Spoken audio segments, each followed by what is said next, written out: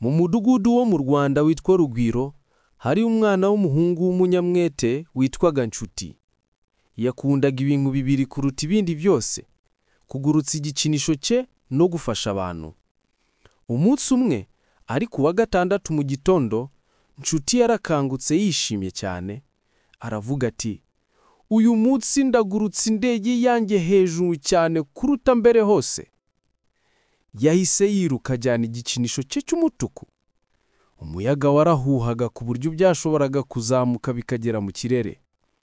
Abana bari bateraniye aho bareba. Nshuti yasetse yishimye cyane, nuko hashize umwanya umugozi urakika. Igikinisho cye kigwa amashami y'igiti, nuko kirakika. Nshuti abibonye, amarira amutemba mu maso. Aravuga ati, "Kuki Imana yaretse ibyo bikabaho, kandi izi neza ko nkunda igikinisho cyanjye?" Yasubiye muhira, nuko mu nzira ataha, Nshuti yabonye umukecuru wageragezaga kwikorera ijerekani iremereye y'amazi. Nshuti yibagirwa agahinda yarafite, maze yiruka ajya kumufasha. Umukecuru aramubwira ati, "Urakoze mwana wanjye, nta muntu n'umwe wigeze amfasha kuva mu gitondo. Imana iguha umugisha." Nshuti ageze mu rugo, yabwiye nyina iby'iyo ndege ye.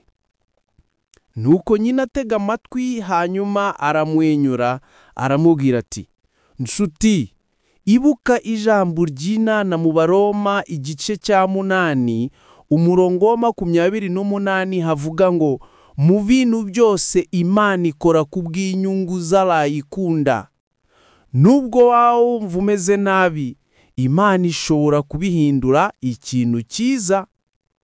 Nshuti yubitse umutwe kuko ntiyasobanukiwe neza ibyo nyina amubwiye. Bukere bwaho mu rusengero, hari ikintu gitangaje cyabaye. Umwarimu we wo mu ishuri ryo ku Cyumweru yafashe igikinisho gishya. Aravuga ati, "Tugiye kuha iki gikinisho umunyeshuri wagaragaje ineza nyinshi muri iki cyumweru. Uwo munyeshuri ni Nshuti." Buri wese byaramushimishije. Nuko Nshuti atangira kurira. Ati, "Njye icyo nakoze ni ugufasha umuntu kubera ko yari akeneye gufasha gusa." Umwarimu yaramusubije ati, "Niyo mpamvu nyine tuguhembye. Imana yarebye mu mutima wawe. Nubwo wari ufite agahinda, wahisemo gukora ibyiza. Byose Imana imeye ko bibaho kubw'inyungu zawe." Nk'uko bivugwa mu Baroma igice cya 8, umurongo wa 28. Nshuti yafashe igikinisho cye gishya, akigungira cyane.